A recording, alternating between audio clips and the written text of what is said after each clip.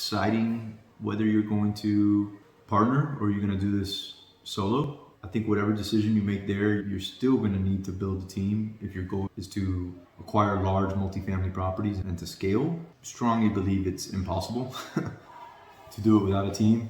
With that said, you don't have to partner with somebody, but if not, you're going to be ready to hire that team and you're going to have overhead and it's going to be a little more difficult on that end. So on that part, I kind of leave it up to you guys on there. When it comes to partnerships, like be smart about it. I see a lot of times where syndicators go and they partner with others that have the same skill set. It's because they gravitate to each other, they get along. But in reality, that's not a good partnership. Like, you want to complement each other's skill sets. You want somebody that's really good with numbers, but maybe not so good talking to people. And then somebody that's really good at talking to people, but it's not so good at numbers. I think you get my point there. So be smart about that when you start looking for partners and you start putting that partnership together. Also remember that you don't necessarily have to partner right off the bat, right? Like, you can partner within a syndication, separate entities, separate businesses, and kind of, I like to say, date, right?